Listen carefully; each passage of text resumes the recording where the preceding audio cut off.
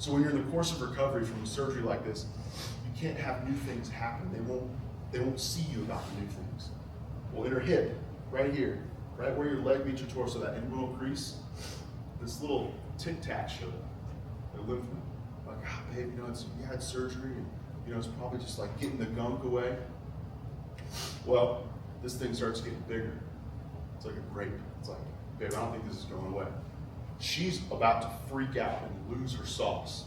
I'm here working at this ranch, wearing it out, tractors, cows, cutting down trees, all these things, freaking out. We have no money, we have 2 little kids. Our life is in shambles. I don't know how to support my wife in this season.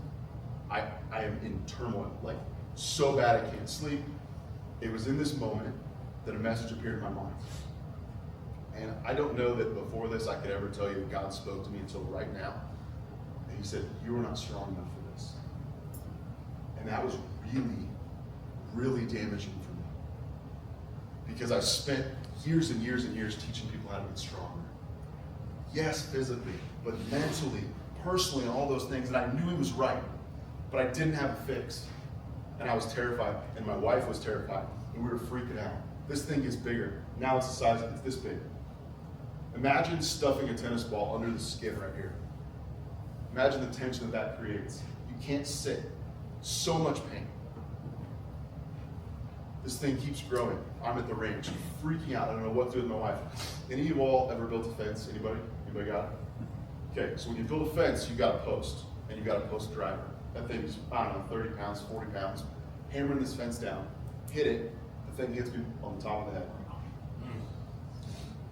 When I don't think I passed out, but when I come to on the ground, there's blood everywhere.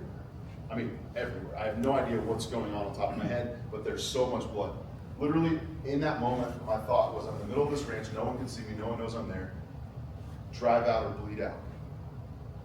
So I drove. to the urgent care. 8 staples later, I come home. Sitting next to my wife who's recovering from surgery. She can't even stand up. Can't take a bath, can't do any of those things. God was like, man, you need a break. He knew I had a hard head. So we took a break. This thing keeps growing on her head.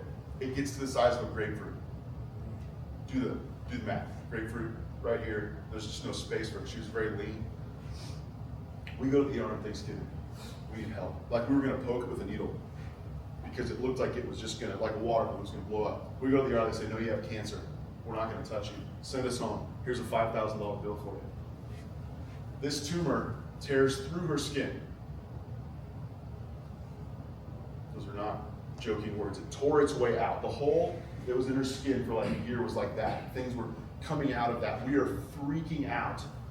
Our integrative care doctor was like, hey, we're losing patients then. We got to send you somewhere so you can get fixed. I was sitting on the floor of our farmhouse with my wife. She was laying down, I was sitting down. And I was like, babe, you need to get some conventional care. We need to go get chemo, we need to get radiation because we're losing this battle. And I'm thinking I'm gonna watch my wife die in this house right here. And I was solutions, fixing, all the things we do as men, right? Here's the answer, we're gonna do this. You know what she said? She said, no, not doing it. Like the pain she's going through, what she's enduring, and she's like, no. My defense is, have you seen yourself? You can't say that, right? You can't, there's no love in that. You can't say that. So here's what I did. I remembered what God said to me. You're not strong enough for this. And in that moment, I made the decision that changed the whole trajectory of our lives.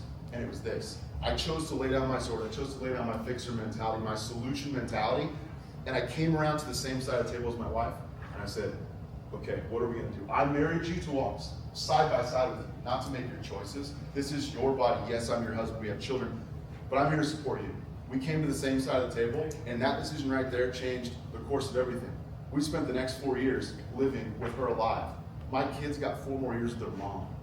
My girls today are 9 and 10. You can imagine when this all happened, they were like 3 and 4. They wouldn't even know their mom. They didn't have any memories of their mom when she was alive.